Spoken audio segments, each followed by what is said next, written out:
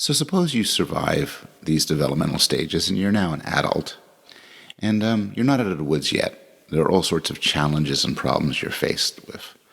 One problem is that your id is sending up all sorts of desires, all sorts of weird, sick stuff, sexual and violent, and these are forbidden by the superego.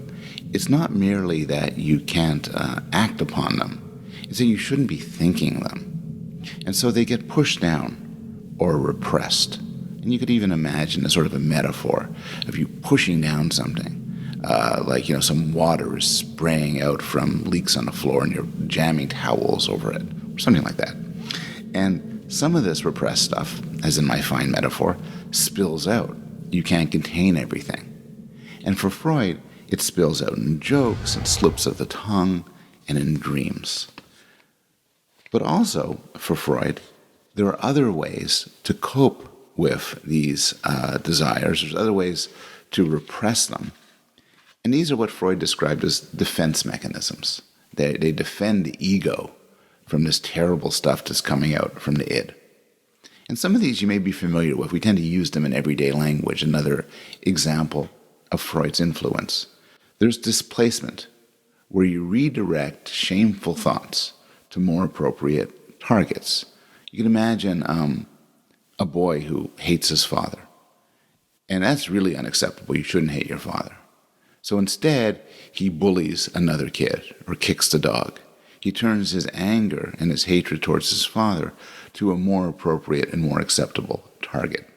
So there's sublimation. Sublimation, you take desires that are unacceptable and you displace them to more valuable activities. So, for instance, somebody who has strong sexual desires of a forbidden sort might devote a lot of energy to his or her work or studies. There's projection. And projection is reducing anxiety by taking these impulses you have that you're ashamed of and attributing them to somebody else. So imagine a woman with strong homosexual desires, and because how she was raised, her superego tells her these are unacceptable, they're inappropriate.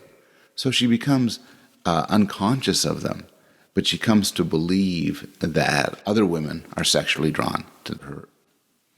Or you may really dislike somebody you shouldn't dislike, and then come to the conclusion, oh my gosh, this person must hate me.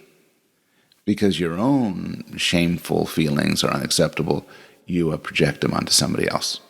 There's rationalization, where you have certain anxiety-producing thoughts and you reason them away into more acceptable ways. So, for instance, somebody might get pleasure, a father might get pleasure physically punishing his children. But nobody wants to think that of themselves. So the way he describes it to himself, the way he really believes it, at the level of the self, the ego, is that he's doing it for their own good.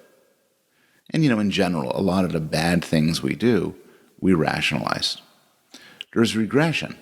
And you see this in children where the idea is under certain forms of stress, with stressful desires and stressful impulses from the id, you might retreat to a mode of behavior that's characteristic of an earlier stage. And so you see this that in some sense a child might suddenly act like a much younger child. Finally, there's reaction formation, which is kind of cool and kind of unintuitive, where you replace threatening wishes and fantasies with their opposites. So you might sort of express and say, oh, I love this person. This person is my favorite person, as a way to mask the fact that you really don't love them at all. In fact, you hate them. Now, these defense mechanisms proposed by Freud are just everyday life. We have them all the time. But sometimes we fail to properly repress the impulses from the id. And then you get into some real problems. You get what Freud called hysteria. And hysteria, according to Freud, are these symptoms which showed up quite often in Freud's time and maybe show up now, only they're manifested in different ways, such as blindness and deafness without any physical cause, paralysis, tremblings, panic attacks, gaps of memory including amnesia, and so on. And for Freud, these are nothing more than symptoms. They're ways in which we keep our impulses, our memories, our desires under lock and key. We keep forbidden stuff under lock and key. The simplest example, for instance, is you had this horrible event, something you did, something you saw, and you just can't cope with it. So you forget it. You have a form of amnesia where you black it out. And Freud believed that when these memories are recovered, or when the impulses are come to light, there's what he called catharsis, an explosive release, an emotional release of insight. So then, when you're treating these hysterical symptoms, you'd want to get to them through ways that could facilitate this catharsis, facilitate this understanding. And Freud originally tried to get at these through hypnosis, but later on moved to free association, which is a tool that's sometimes used. The idea of free association is you give somebody a word and they say something back, but because it's so speeded, they don't have time to censor it. Ideally, you get the true insight into what's working in their mind without the filtering powers that the ego and the superego have. So, for instance, a fanciful example is we're in a session and I say dog and you say cat, and I say lunch and you say sandwich, and I say mother and you say sex. Well, and then you're embarrassed. You offer resistance. You say, "Oh, I didn't mean to say that." You don't go to your next appointment. You get angry at the therapist.